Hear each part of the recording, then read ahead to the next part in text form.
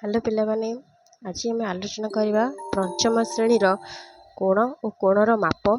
ତ ଆମେ କୋଣ ବିଷୟରେ ଚତୁର୍ଥ ଶ୍ରେଣୀରେ କିଛି ମାତ୍ରାରେ ଜାଣିଥିଲେ। ତ ଏବେ ଆମେ କୋଣର ଟିକେ ବେସିକ୍ ଜିନିଷକୁ ଜାଣିବା। କ'ଣ କୋଣ ନା ହେଉଛି କୋଣ ଆମର ତିନି ପ୍ରକାର। କ'ଣ କ'ଣ? ଫାଷ୍ଟ ହେଲା ସୂକ୍ଷ୍ମ କୋଣ, ତାପରେ ଆସିବ କ'ଣ ନା ଯେଉଁ ସମକୋଣ, ତାପରେ ଆସିବ କ'ଣ ନା ସ୍ଥୂଳ କୋଣ। ଆଚ୍ଛା, ସୂକ୍ଷ୍ମ କୋଣ କ'ଣ ନା ସୂକ୍ଷ୍ମ କୋଣ ଯେଉଁଟାକି ଆମର 90 ଡିଗ୍ରୀରୁ କମ୍ ହେଇଥିବ, ଆଉ ସମକୋଣଟା ହେଲା 90 ଡିଗ୍ରୀ, ଆଉ ସ୍ଥୂଳ କୋଣ ହେଲା କ'ଣ ନା 90 ଡିଗ୍ରୀରୁ ଅଧିକ ହେଇଥିବ। ତ କ'ଣ ଜାଣିଲେ? ସୂକ୍ଷ୍ମ କୋଣ ହେଉଛି 90 ଡିଗ୍ରୀରୁ କମ୍, ସମକୋଣ ହେଲା 90 ଡିଗ୍ରୀ, ଆଉ ସ୍ଥୂଳ କୋଣ ହେଲା 90 ଡିଗ୍ରୀରୁ ଅଧିକ। କିନ୍ତୁ ମନେ ରଖିବେ ନା 180 ଡିଗ୍ରୀରୁ ଏଇଟା କମ୍ ହେଇଥିବା ଦରକାର ହେଲା। ତ ଆମେ ଏଇଟା ହେଲା ବେସିକ୍ ଜିନିଷ ଜାଣିଲେ। ତାପରେ କ'ଣ ରହିଲା ନା ଅଭ୍ୟାସ କାର୍ଯ୍ୟକୁ ଆମେ ଯିବା।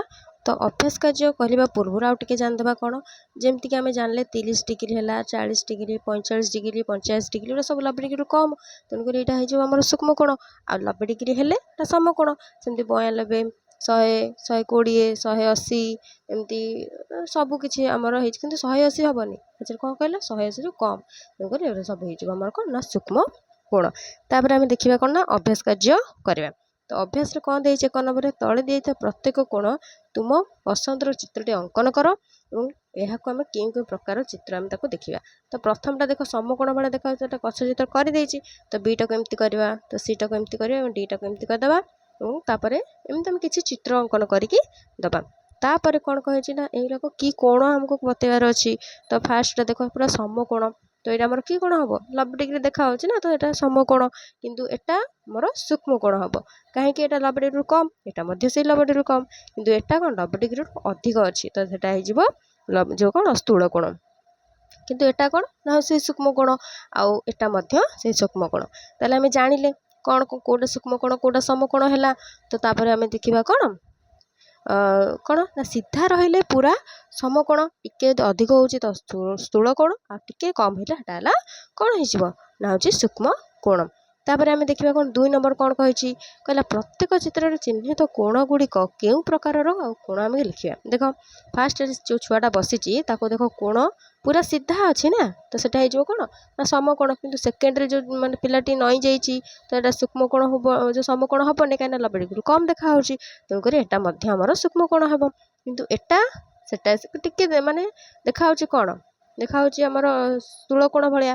ଏଟା ହେଉଛି କ'ଣ ସେଇ ସୂକ୍ଷ୍ମ କୋଣ, ସ୍ଥୂଳ କୋଣ ହେବ।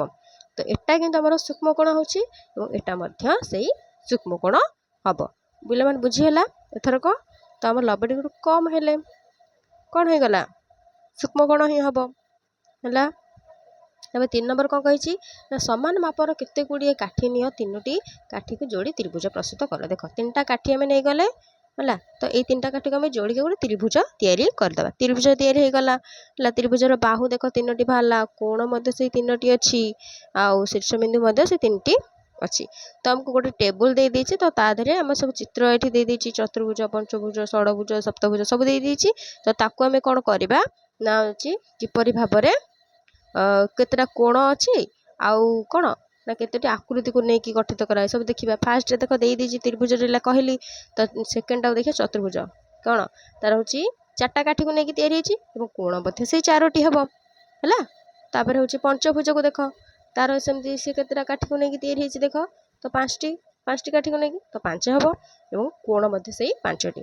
ଷଡ଼ଭୁଜର ସେଇ ପ୍ରକାର 6ଟି ହେବ ଷଡ଼ଭୁଜର, ଆଉ ସପ୍ତଭୁଜର ମଧ୍ୟ ସେଇ 7ଟି କୋଣ ଆଉ 7ଟି କାଠିକୁ ନେଇକି ତିଆରି ହୋଇଛି। ଆଚ୍ଛା, ବୁଝିହେଲା ପିଲାମାନେ? ଏଥରକ 4 ନମ୍ବରକୁ ଯିବା। କହିଲା କ'ଣ ତଳେ କେତେ ଗୁଡ଼ିଏ କୋଣର ମାପ ଦିଆଯାଇଛି, ସେଥିମଧ୍ୟରୁ ଯେଉଁଗୁଡ଼ିକ ସ୍ଥୂଳ କୋଣ ତା ଚାରିପଟେ ତ୍ରିଭୁଜ ଦେବା ଏବଂ ସୂକ୍ଷ୍ମ କୋଣ ଚାରିପଟେ ଗୋଲ ଦେବା ଏବଂ ସମକୋଣ ଚାରିପଟେ କ'ଣ ଦେବା ନା ଆମକୁ ବର୍ଗଚିତ୍ର ଦେବାକୁ କହିଛି। ତ ଆମେ ଏଠି ଜାଣିଛନ୍ତି, ତ 90 ଡିଗ୍ରୀରୁ କମ୍ ହେଲେ କ'ଣ ସୂକ୍ଷ୍ମ କୋଣ, ତ 90 ଡିଗ୍ରୀ ହେଲେ ସମକୋଣ, 90 ଡିଗ୍ରୀରୁ ଅଧିକ ହେଲେ କ'ଣ ହେବ ନା ହେଉଛି ସ୍ଥୂଳ କୋଣ। ପୁଣି ଆଉ ଟିକେ ମନେ ପକାଇଦେଲି। ତାପରେ ଆମେ ଦେଖିବା, ଫାଷ୍ଟ ଅଛି ଦେଖ 22 ଡିଗ୍ରୀ ଅଛି, ତ 22 ଡିଗ୍ରୀ କ'ଣ ହେବ? 90 ଡିଗ୍ରୀରୁ କମ୍ ହେବ। ତ ଆମର ଏଇଟା କ'ଣ ହେଇଯିବ? ଫାଷ୍ଟ ତାକୁ ସର୍କଲ୍ କରିଦେବା, ତାମାନେ ଗୋଲ ବୁଲେଇ ଦେବା। ତ 30 ଡିଗ୍ରୀଟା ବି ସେଇଆ, ତ ତାକୁ ବି ଆମେ ଗୋଲ କରିଦେବା। କିନ୍ତୁ 94 ଡିଗ୍ରୀ କ'ଣ ହେବ? ଏଟା ଆମର ତ୍ରିଭୁଜ ହେଇଯିବ। କାହିଁକି ନା ସେ କହିଛି ନା, ତ ସ୍ଥୂଳ କୋଣ ହେଲେ ତ୍ରିଭୁଜ ଦେବା, ତ 90 ଡିଗ୍ରୀର ଅଧିକ, ତେଣୁକରି ଏଟା ସ୍ଥୂଳ କୋଣ ହେଉଛି, ତ ଆମେ ତ୍ରିଭୁଜ ଦେଇଦେବା। तापर को अच्छी कौन 90 डिग्री 90 डिग्रीटा कि कौन कहले लगे तुम समकोण तो ता चारिपटे आम वर्गचित्र देदेबा तो 98 डिग्री 90 डिग्री कम अच्छी तो सर्कल करदे आउ 124 आमर अच्छी कौन हम 124टा हो त्रिभुज आउ 15 डिग्रीटा हूँ 90 कम सर्कल हो 34 से सर्कल करदे तापर त्रिभुज अच्छी तो त्रिभुजटा हूँ कौन हो आमर 91 डिग्री अच्छी ना तो 91 डिग्रीटा हूँ आमर 1 पॉइंट अधिक हेल्ले हो कौन ना स्थूलकोण तेणुक त्रिभुज करवा 35 आउ 45 एगुला सबूक आमर गोटे गोटे कौन सूक्ष्मकोण किंतु 135टा होमर स्थूलकोण ओके बुझीगला एथरक तो 5 नंबर को देखा कौन कहला ना तले दी प्रत्येक चित्र में कोण गुड़िकर नाम लेख और प्रत्येक डाहाण पाखरे ताहा कि प्रकार कोण ताकू आम लिखा कहे अच्छा देख पिला माने से चित्र को देखीदे कौन कही चित्र देख सी आमर गोटे 3टा चित्र देती प्रथम चित्र द्वितीय चित्र तृतीय चित्र तो से चित्र को लेकिन आम जो कोण आम देखा देख प्रथम देख आमर क ख उ ये सब गोटे गोटे कोण तैयारी होना है तो आमर ये कोण को आगे आम जाना कौन कौन है तो क ख ग ये गोटे समकोण हो किंतु तापर क ख गोटे उ देख गोटे कोण छोट कोणटे तो यहाँ सूक्ष्म कोण से प्रकार उ ख घ भी गोटे आमर से कोण होपर घ ख ग एटा आमर से सूक्ष्म कोण होहरी अच्छी कौन आर 2टा अच्छी तो उ ख आउ ग है तो एटा भी गोटे से सूक्ष्म कोण हम कि आहरी गोटे अच्छी कौन ना क ख घ अच्छा बुझीगला ना पिला माने सबकि हाँ खाली एथेर किसी भी नहीं तो 3टा जिनस मन रखा पड़ो सूक्ष्म कोण स्थूल कोण समकोण ये 3टा जिनस मन रखार अच्छी तापर आम द्वितीय चित्र को एथरक जा द्वितीय चित्रटी देख कौन कही ना हूँ जमा दुईटी कोण आमको देखा जाऊँ तो देख घ ख आउ ग देख से गोटे समकोण आउ गोटे देती कौन घ क घ ख क है एटा मध्य से समकोण ताले एथेर मात्र जमा 2टी कोण अच्छी से 2टी कोणर नाम कौन ना हूँ नाम हो गला घ ख ग आ घ ख ग तो 2टा हूँ आमर समकोण है तापर को आम देखा कौन आ गोटे चित्र अच्छी तो एथेर आमर बहुत गुड़े कोण बाहर अच्छा कहले केतोटी कोण बाहर पार कहीपर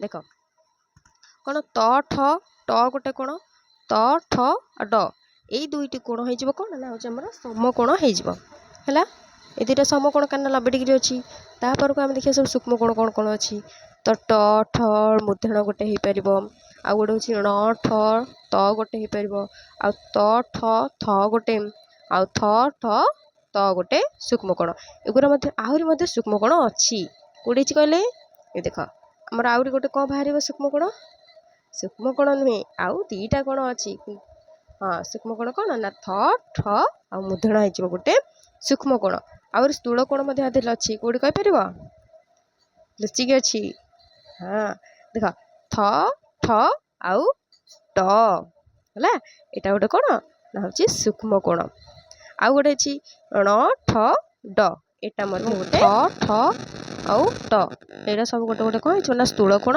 देख कहीं 90 डिग्री अधिक तो कौन कही 90 डिग्री अधिक है स्थूल कोण हो 2टा आमर कौन है ना हूँ स्थूल कोण धर बुझीगला ना आउ कौन पूरा पूरी ना आउ कार किसी रहा आशा कर भल बुझी पाची बोली जदि बुझी पाची गोटे लाइक शेयर कमेंट करदे जदि किसी भी त्रुटि रही थाए ताहले मु आगको नेक्स्ट वीडियो रे ताको समाधान करने चेष्टा करी एथर जीवा 6 नंबर को पहले स्केल और प्रोट्रैक्टर व्यवहार कर 30 45 90 डिग्री अंकन करिया को कहछि हैला तो आम देखिए फास्ट कौन ना 30 डिग्री तैयारी करवा देख स्केल और प्रोट्रैक्टर स्केल को नहीं गली कौन करवा ताकू प्रथम गोटे अनुमान गोटे गार बा सीधा रेखाखंडटे देदेबा दे सारा पर प्रोट्रैक्टर कौन करवा ना प्रोट्रैक्टर देखी गोटे मझी बिंदुटे से बिंदु कौन कर रेखाखंडर मध्य बिंदु को कौन करवा लगे थोदेवा पूरा सेम करके तापर आमर के 30 डिग्री देखिए प्रोट्रैक्टर सूक्ष्म कोण ना 90 डिग्री कम करवा तो से गोटे बिंदु दे देकी ताको एमती सीधा कौन गारटे टाणीदेवा है टाणी सारा पर तार किसी ना देदेबा कौन जमती कि ए बी ओ सी देदेबा है तो यहाँ आमर कि कौन है 30 डिग्री हो गला गोटे सूक्ष्म कोण आम जापारे ना कि तापर आमको देइथिला कोन ना 45 डिग्री करिया पे तो 45 डिग्री सेही प्रोसेस रे करबा प्रथमे आगे स्केल रे कोन करिया ना ताको आगे गोटे रेखाखंड टाणी देले तो सेही बिंदु को नेकी आमे कोन करबा ना थोई देबा तो 45 डिग्री का मझरे थिबो भाबिलो कने तो 45 डिग्री देइने ना तो आमे जानचंती 50 आउ 40 मझिरे हला 45 तनको सेठी आमे बिंदुटे थोई देकी ताको सीधा गार टाणी देले सीधा गार टाणी सारिबा परे ताको आमे पुन से ना दे देबा कोन पी क्यू आर दे परिबा तो क ख ग दे परिबो जहा देबा देछ हमर 45 डिग्री हे गला तापर आमे जिबा कोन होची 90 डिग्री तो 90 डिग्री मध्य से समकोण तैयारी करिया कहिची तो आमे सेंता कोन करिया से प्रोसेस रे करिया तो सीधा गार आगे टान देकी तो प्रोट्रैक्टर ले आगे देखिबा तो 90 डिग्री कोडे तो सीधा रे देखो तो तापर थोई देकी पूरा सम्मान करके सेठी गोटे बिंदुटे थोई देबा बिंदु थोई देकी पुन थरे ताकू गार टाणी देबा म आशा करची अंकन गुरा को समस्त बुझी पारिथिबो जदि किछि भी डाउट अछि ताले मते कमेंट माध्यम रे जणैबे ना तो ता ना दे देबा कोन एम एन ए ओ ता ना दे देले तो एटा हमर 90 डिग्री हे गला आउ कोन रहिला गोटे 7 नंबर टे रहिला कोन ए देखो गोटे पुलिस ट्रैफिक पुलिस लोकटे ठिया आइछि हैला तो देइछि कोन ना बाम हाथटी केउ प्रकार कोण उत्पन्न करूछि आगे देखिबा देखो बाम हाथ हला एटा बाम हाथ को देखो गोटे समकोण तैयारी करछि हैला तोरा कि को कोण 90 डिग्री देखाउछि ना तो हमर हला समकोण तैयारी करछि किंतु तापर देइछि ख नंबर कोन डाहाण हाथटी ताहार देह सह केते डिग्री माप करी कोण अंकन करिछि देखो पूरा पूरी सीधा देह सहित देखो पूरा लागिछि तेणु एटा मध्ये से हमको डिग्री रे पछे तो एटा हमर 90 डिग्री थैंक यू वीडियोटी को आपण माने देखिथिबारु धन्यवाद रहिली जय जगन्नाथ।